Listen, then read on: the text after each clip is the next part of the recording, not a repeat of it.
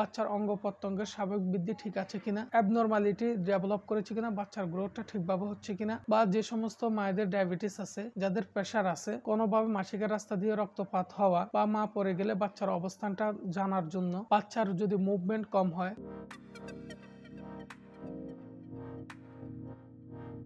আসসালামু আলাইকুম রহমতুল্লাহ। আজকে যে বিষয়টি নিয়ে আলোচনা করতে চাই সেটি হলো গর্ভ অবস্থায় কেন আল্ট্রাসোনোগ্রাম করা হয়। সাধারণত গর্ভ অবস্থায় আল্ট্রাসোনোগ্রাম ও প্রেগন্যান্সি প্রোফাইলটি সাধারণত করা হয়। তাও ছাড়াও ভিন্ন ভিন্ন ট্রাইমেস্টারে স্পেশাল কিছু আল্ট্রাসোনোগ্রাম সাধারণত করা হয়। প্রথমত ফার্স্ট ট্রাইমেস্টার 6 থেকে 12 সপ্তাহের ভিতর যে আল্ট্রাসোনোগ্রাম করা হয় তার ভিতর টিবিএস অন্যতম। এটিতে সাধারণত প্রেগন্যান্সির স্পষ্ট ছবি পাওয়া যায়। ফার্স্ট ট্রাইমেস্টারে সাধারণত আমরা যে আল্ট্রাসোনোগ্রাম করি সেটার ভিতর অন্যতম কারণ হচ্ছে গর্ভধারণ হয়েছে কিনা সেটা নিশ্চিত হওয়া, বাচ্চার হার্টবিট আছে কিনা সেটি দেখা, অ্যাট্রোপিক প্রেগন্যান্সি অর্থাৎ জ্বরের বাইরে অন্য কোনো জায়গায় প্রেগন্যান্সি হয়েছে কিনা সেটি দেখার জন্য। সেকেন্ড ট্রাইমেস্টার যেটি সাধারণত 18 থেকে 22 সপ্তাহের ভিতর হয়ে থাকে। এই সময় সাধারণত আমরা অ্যানরমালি স্ক্যান করে থাকি। অ্যানরমালি স্ক্যান করার অন্যতম কারণ বাচ্চার অঙ্গ প্রত্যঙ্গের স্বাভাবিক বৃদ্ধি ঠিক আছে কিনা, কোনো প্রকার অ্যাবনর্মালিটি ডেভেলপ করেছে কিনা, বাচ্চার গ্রোথটা ঠিকভাবে হচ্ছে কিনা, প্লাসেন্টার বৃদ্ধি বা প্লাসেন্টার অবস্থানটা ঠিক আছে কিনা, প্লাসেন্টা ফিবিয়া কিনা সেটি দেখার জন্য আমরা সাধারণত অ্যানরমালি স্ক্যান করে থাকি। আর কোনো সমস্যা না থাকলে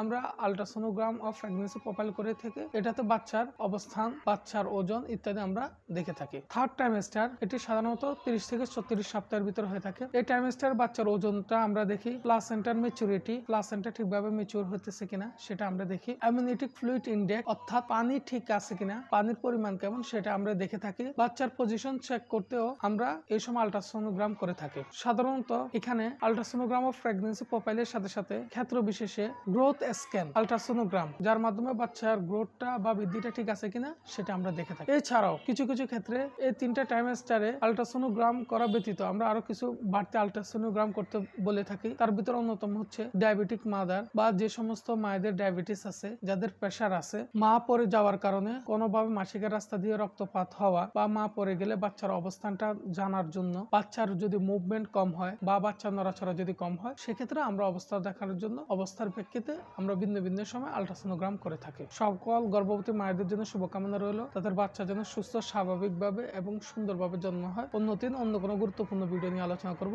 সেই পর্যন্ত সবাই ভালো থাকবে। আসসালামু আলাইকুম রহমতুল্লাহ।